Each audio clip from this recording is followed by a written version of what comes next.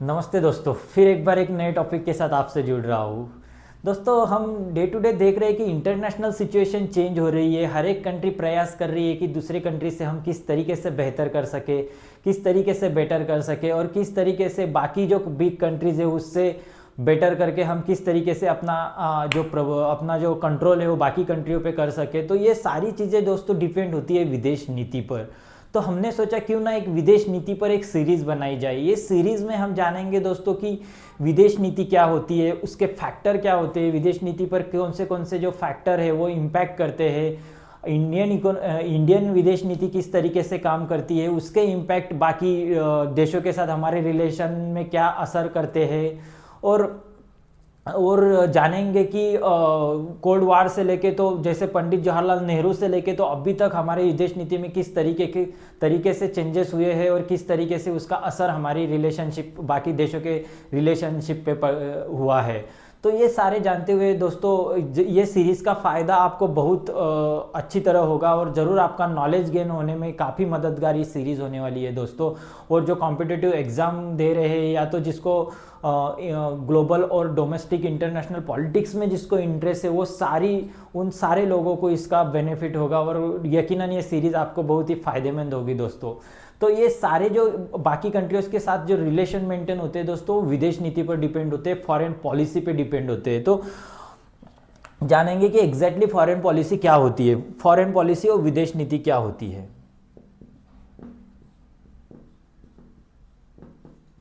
विदेश नीति दोस्तों, विदेश नीति का मीनिंग क्या होता है। तो विदेश नीति दोस्तों अपने जो क्षेत्रीय अखंडता को ध्यान में रखते हुए राष्ट्रीय हितों के रक्षण करने के लिए दूसरे देशों के साथ हमारे जो संबंध है उसको रेगुलराइज करने के लिए जो नीति अपनाई जाती है, जो पॉलिसी फ्रेम की जाती है उसे विदेश नीति कहा जाता है दोस्तों, फॉरेन पॉलिसी कहा जाता है। कभी भी जो एक देश के रिलेशन दूसरे देश से प्रस्तावित करने के लिए कुछ पॉलिसी फ्रेम की जाती है दोस्तों, उस पॉलिसी को ही विदेश नीति कहा जाता है। तो विदेश नीति की डेफिनेशन तो आपको समझ में आई होगी कि एक देश के दूसरे देश के साथ रिलेशन मेंटेन करने के लिए फ्रेम की हुई पॉलिसी, लेकिन उस पॉलिसी फ्रेम करते हुए अपने राष्ट्रीय हितों का रक्षण करना और राष्ट्रीय हितों के रक्षण करने के साथ साथ ही क्षेत्रीय अखंडता का भी ध्यान रखना उतना ही जरूरी है दोस्तों, उसी को विदेश नीति कहते हैं। तो विदेश नीति हर एक कंट्री की अलग अलग होती है। तो विदेश नीति पर कि कौन से फैक्टर है जो विदेश नीति पर असर करते हैं, मतलब किस फैक्टर को नजर में रखते हुए विदेश नीति को फ्रेम की जाती है दोस्तों, वो पहले हम जानेंगे। तो देखते हैं कि विदेश नीति पर सबसे पहला फैक्टर जो है जो काफी असर डालता है वो विदेश नीति का फैक्टर है दोस्तों लोकेशन और उसकी ज्योग्राफी। कोई भी कंट्री की ज्योग्राफी, उसका लोकेशन मैप पर किस जगह पे वो स्थायी है, उसका बहुत बड़ा इम्पैक्ट दोस्तों विदेश नीति पर होता है, उसके फॉरेन पॉलिसी पे होता है। जैसे कि फॉर एग्जांपल वो देखा जाए तो इंडिया का जो सिचुएशन है, जैसे इंडिया का जो लोकेशन है वो अगर नॉर्थ ईस्ट में जाओगे तो चाइना की बॉर्डर है, उसके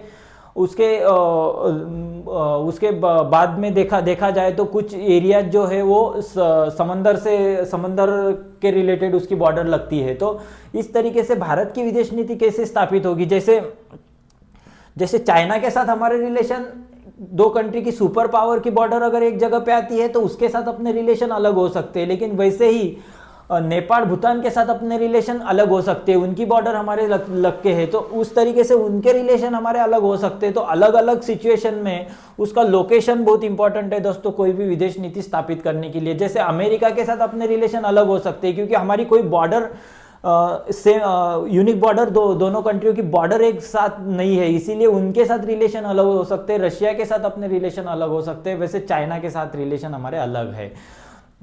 तो location is most important factor है दोस्तों कोई भी कंट्री की विदेश नीति स्थापित करने के लिए। उसके बाद जो दो नंबर में जो फैक्टर इंपैक्ट करता है दोस्तों वो उसका कल्चर होता है। कोई भी कंट्री का कल्चर हो या तो फिर उसकी हिस्ट्री,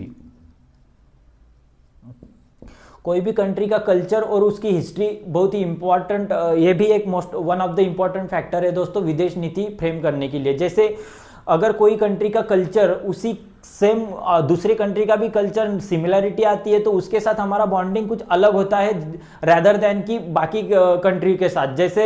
जैसे देखा जाए तो कोई हमारा जो ईस्ट ईस्ट जो एरिया है, ईस्ट ईस्टर्न पार्ट जो है वर्ल्ड का, उसमें देखा जाए तो जो कंट्रीज है उसमें अपने बॉलीवुड की मूवीज और बाकी चीज़ें देखी जाती है। वैसे इंडोनेशिया के साथ कुछ हमारे हिस्टोरिकल रिलेशन भी है, कुछ हमारे हिस्टोरिकल रिलेशंस के सिमिलैरिटी उनके साथ है, तो उनका हमारा अलग बॉन्ड है, उनके साथ हमारी विदेश नीति अलग तरीके की हो सकती है। इसी तरह हिस्ट्री और कल्चर भी मोस्ट इंपॉर्टेंट फैक्टर है दोस्तों कोई भी विदेश नीति स्थापित करने के लिए। उसी की तरह दोस्तों तीसरा फैक्टर जो है वो सिचुएशन है, मतलब समटाइम सिचुएशन भी उतना ही असर विदेश नीति पर डालती है दोस्तों। 1946 में जब हमने विदेश नीति स्थापित की थी, विदेश नीति हमने अपनाई थी, तो उस टाइम की सिचुएशन अलग थी, लेकिन इस टाइम की सिचुएशन अलग है। तब बाकी कंट्रियों के साथ हमारे रिलेशन अलग थे, लेकिन सिनारियो जैसे जैसे चेंज हो रहा है, बाकी कंट्रियों की विदेश नीति जिस तरीके से चेंज होती है, इस तरीके से सिचुएशन टू सिचुएशन भी विदेश नीति पर उतना ही इम्पैक्ट होता है दोस्तों। उसके बाद जो हमारे एनआरआई होल्डर है, जो हमारे नॉन रेसिडेंट इंडियन होते हैं, वो बाहर की कंट्री में रहते हैं, उनका भी उतना ही असर विदेश नीति पे होता है। हमारे जो एनआरआई भाई और बहन हैं, वो उनके इकोनॉमी में उस कंट्री के कितना योगदान देते हैं, उसी के साथ वो कंट्री का जो नजरिया होता है उनको देखने का वो अलग होता है। उसी के साथ वो जो कंट्री से वो आए हैं उनके साथ उनका नजरिया अलग होता है, तो वो भी एक मोस्ट इंपॉर्टेंट फैक्टर है दोस्तों एनआरआई। और उसके बाद जो फिफ्थ फैक्टर है वो देखेंगे दोस्तों पॉलिटिकल पार्टीज या तो फिर पॉलिटिकल सिचुएशन, या तो पॉलिटिकल सिचुएशन।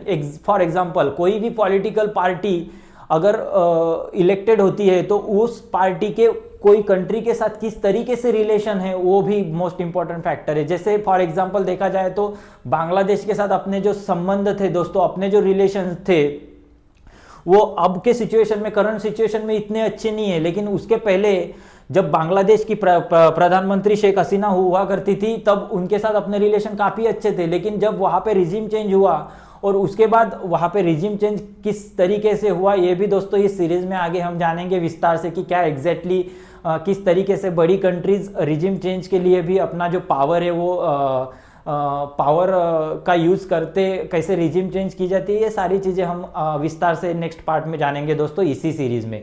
तो मैं यही हम डिस्कस कर रहे थे कि किस तरीके से उसके बाद मोहम्मद यूनिस वहाँ पे प्रधानमंत्री बनते हैं और उनके रिलेशन भारत के साथ कैसे, ये तो आप सब लोग जानते हैं। इस पे भी कहीं उसी टॉपिक में कहीं नेक्स्ट वीडियो में चर्चा करेंगे दोस्तों। तो पॉलिटिकल पार्टीज का भी उतना ही इम्पैक्ट होता है विदेश नीति फ्रेम करते समय पॉलिटिकल पार्टी का। उसके बाद दोस्तों इकोनॉमी, मतलब इकोनॉमी भी एक इंपॉर्टेंट फैक्टर है। जैसे जिस कंट्री की इकोनॉमी स्ट्रांग है उस कंट्री के साथ बाकी देशों का नजरिया कुछ देखने का अलग होता है, लेकिन जब अगर पुअर कंट्री होती है तो उसके साथ उनके रिलेशन अलग होते हैं। जैसे हम देखते हैं कि बिग ब्रदर की जो टर्मोलॉजी है, जैसे अधिकार से कोई कंट्री के साथ रिलेशन मेंटेन करना अलग है, लेकिन किसी कंट्री को कंट्रोल करना अलग बात है। तो इस तरीके से इकोनॉमी भी मोस्ट इंपॉर्टेंट फैक्टर है दोस्तों। तो इस तरीके से ये सारे फैक्टर विदेश नीति फ्रेम करते हुए बहुत इंपॉर्टेंट है दोस्तों।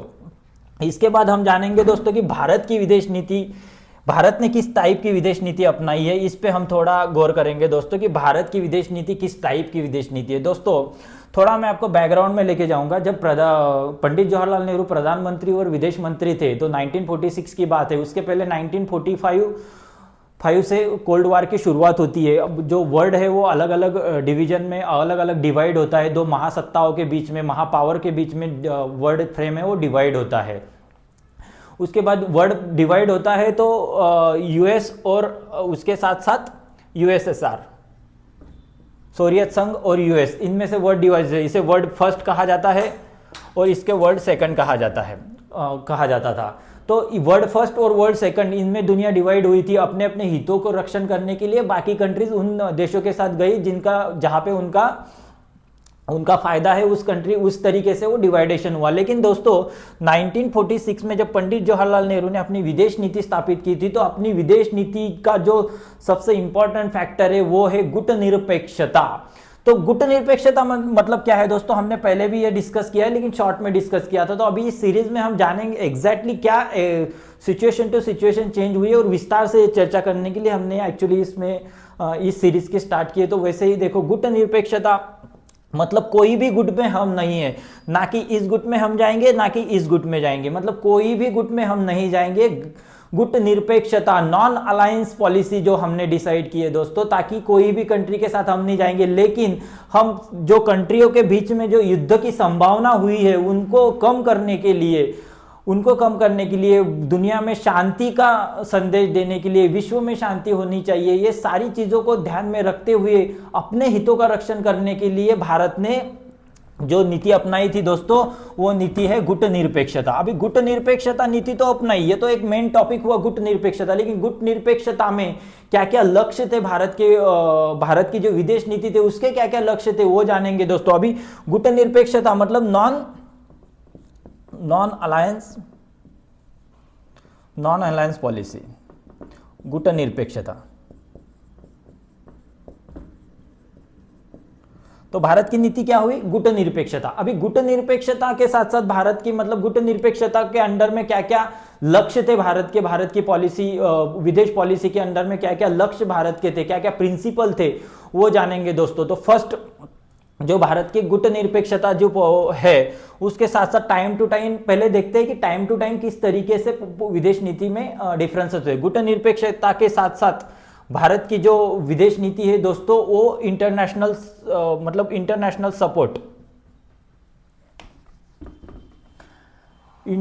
सपोर्ट के पहले जो मेन फॉरेन पॉलिसीज हमने इंप्लीमेंट किए उसके बारे में जानते हैं दोस्तों। जैसे कि गुट निरपेक्षता एक पॉइंट हुआ। गुट निरपेक्षता के बाद वो पंचशील एक पॉलिसी हमने चाइना के साथ 1954 में पंचशील नाम से, पंचशील के हेडिंग के अंडर में हमने एक पॉलिसी फ्रेम की थी दोस्तों कि ये पंचशील पॉलिसी चाइना के साथ हमने क्या क्या हमारे उद्देश्य थे, क्या क्या हमारे प्रिंसिपल थे, ये फ्रेम की थी। मतलब पंचशील पॉलिसी भी एक मोस्ट इंपॉर्टेंट नीति थी हमारी विदेश नीति के अंडर में। उसके बाद दोस्तों थर्ड हमारी जो गुट निरपेक्षता पंचशील, उसके बाद गुजराल पॉलिसी हमने अपनाई थी दोस्तों। गुजराल पॉलिसी कुछ मॉडिफिकेशन हमने हमारे पॉलिसी में किए थे और उसको हम गुजराल नीति कहते हैं। गुजराल नीति ये हमारी देवगौड़ा के सरकार के अंडर में, जब प्रधानमंत्री हमारे देवगौड़ा हुआ करते थे उसके अंडर में जो आई के गुजराल थे दोस्तों, उनके अंडर में वो विदेश मंत्री थे, तब हमने ये गुजराल नीति को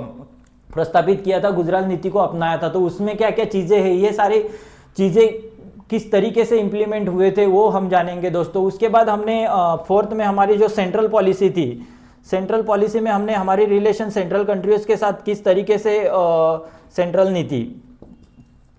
सेंट्रल एशिया के साथ क्या क्या हमारे रिलेशन थे, सेंट्रल एशिया में किस तरीके की कंट्रीज आती है उनके साथ हमारी क्या रिलेशन थी, उसके लिए वो रिलेशन मेंटेन करने के लिए सेंट्रल एशिया के देशों के साथ जो पॉलिसी फ्रेम की गई थी उनको इंप्लीमेंट करने के लिए उसे सेंट्रल एशिया पॉलिसी भी दोस्तों हम कहते हैं। उसके बाद नरसिम्हा राव के सरकार के अंडर में जो कि ईयर था 1992 में नरसिम्हा राव के सरकार में हमने एक पॉलिसी फ्रेम की थी दोस्तों, लुक ईस्ट मतलब ईस्ट की जो देश है उसकी तरफ देखने का, मतलब उनके साथ क्या रिलेशन हमने मेंटेन करनी चाहिए, वो हमने पॉलिसी लुक ईस्ट की नाम से एक पॉलिसी नीति अपनाई थी दोस्तों। तो लुक ईस्ट पॉलिसी ये क्या होती है ये भी हम विस्तार से जानेंगे। उसके बाद एक्चुअली लुक ईस्ट पॉलिसी को ही जब नरेंद्र मोदी प्रधानमंत्री बनते 2014 में, तो लुक ईस्ट का जो नाम है वो एक्ट ईस्ट कर दिया गया है दोस्तों। ये थोड़ा पॉइंट नोट कर लीजिए कि लुक ईस्ट का ही नाम एक्ट ईस्ट कर दिया है, मतलब एक्ट मतलब एक्शन करना। तो पहले हम देखते थे कि क्या सिचुएशन थी, अभी हम एक्ट कर रहे हैं कि क्या करना चाहिए हमें ईस्ट देशों के साथ, ईस्ट साइड के देशों के साथ। तो इस तरीके से दोस्तों अलग अलग टाइम में अलग अलग मॉडिफिकेशन हमने हमारी विदेश नीति में की है, लेकिन उसका सबसे बड़ा जो विदेश नीति हमारी दोस्तों वो गुट निरपेक्षता है।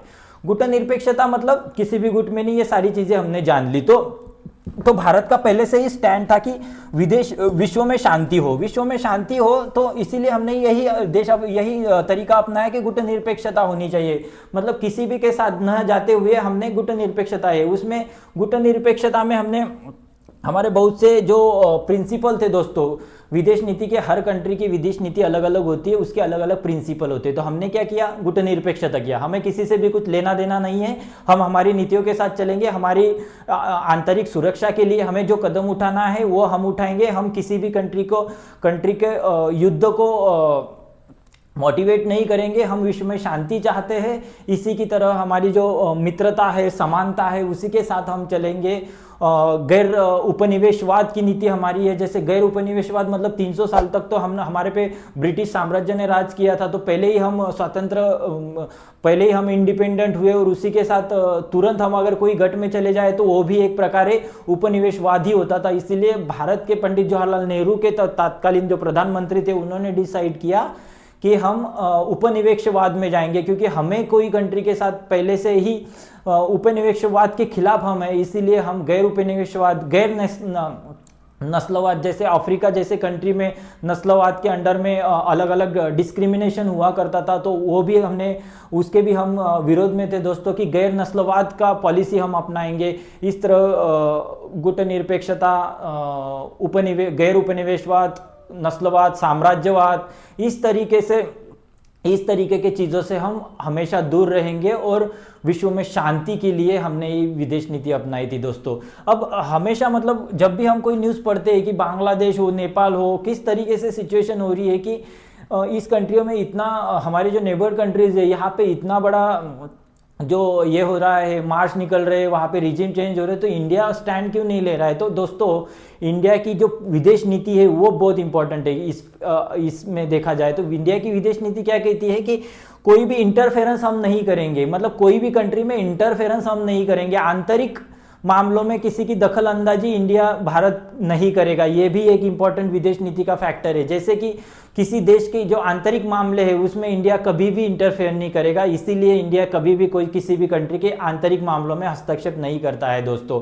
वैसे ही सुपेरिटी, जो सुपीरियर पावर होते हैं, मतलब superior power in the sense जो भी कंट्री की जो सुपेरियर गवर्नमेंट होती है उसका सम्मान भारत की विदेश नीति में होता है दोस्तों। कभी भी किसी भी कंट्री का सम्मान करना ही विदेश नीति भारत की समझाई जाती है दोस्तों। तो इस तरीके से अलग अलग फैक्टर भारत की विदेश नीति में अलग अलग तरीके से विदेश नीति चेंजेस हुई है। तो ये सारी चीज़ें जैसे मैंने आपको समझाया दोस्तों कि गुटनिरपेक्षता तो हमने देख लिया कि कोई गुट में नहीं जाएंगे। वैसे कि पंचशील नीति में क्या हुआ था, गुजराल नीति में क्या हुआ था, उसके बाद सेंट्रल एशिया नीति किस तरीके से फ्रेम की गई थी, किस देशों के साथ सेंट्रल एशिया नीति को स्थापित किया गया था। वैसे ही जो लुकिस पॉलिसी हुई थी उसमें क्या हुआ है, लुकिस पॉलिसी के नाम चेंज होकर एक्ट ईस्ट पॉलिसी, और उसमें एक दोस्तों क्षमा चाहूँगा एक पॉलिसी जो परमाणु नीति भी एक पॉलिसी है हमारी, कि परमाणु नीति किस तरीके से फ्रेम की गई थी। गुजराल नीति के बाद परमाणु नीति हुई थी दोस्तों 1974 में। 1974 में एक परमाणु नीति, जो परमाणु परीक्षण हमने किया था, परमाणु नीति, तो वो उस परीक्षण में हमने क्या क्या हमारे प्रिंसिपल थे, क्या हमारे टारगेट थे और क्या हमने हमारे उद्देश्य क्या थे जो परमाणु परीक्षण किया था। तो उसमें तो उसके लिए भी परमाणु नीति हमने स्थापित की थी दोस्तों कि क्या हमारे एजेंडा रहेगा परमाणु परीक्षण के बाद। तो ये सारी चीज़ें दोस्तों इस सीरीज में 1 बाय 1 जानेंगे। तो मुझे यकीन है कि आपको पता तो चला होगा कि विदेश नीति क्या होती है और भारत का विदेश नीति का स्टैंड क्या है। तो आगे चल के इसमें अलग अलग कंट्रीज ने किस तरीके से छोटे कंट्रीज का फायदा उठाकर बड़े कंट्रीज पे कंट्रोल करने का प्रयास किया है, किस तरीके से रिजिम चेंज होता है, किस तरीके से बाकी चीज़ें होती है, और उसी भारत की विदेश नीति किस तरीके से चेंज हुई है और उसने उनके रिलेशन किस तरीके से मेंटेन किए, ये सारी चीज़ें जानेंगे दोस्तों इस सीरीज में। तो यकीन है कि आपको विदेश नीति और भारत ने किस तरीके की विदेश नीति अपनाई है ये समझ में आया होगा दोस्तों। तो आपके लिए बस इतना ही। नेक्स्ट वीडियो जल्दी लेके आएंगे आपको, इसमें थोड़ी क्लैरिटी के साथ, और 1945 में किस तरीके से सिचुएशन चेंज हुई थी और भारत के रिलेशन किस तरीके से भारत रशिया के साथ सॉफ्ट कॉर्नर रहा है और अमेरिका के साथ हार्ड कॉर्नर रहा है, मतलब जो झुकाव था भारत का वो रशिया के साथ क्यों गया, ये सारी दिलचस्प चीज़ें जानेंगे दोस्तों अगले एपिसोड में। तब तक के लिए बाय, थैंक यू।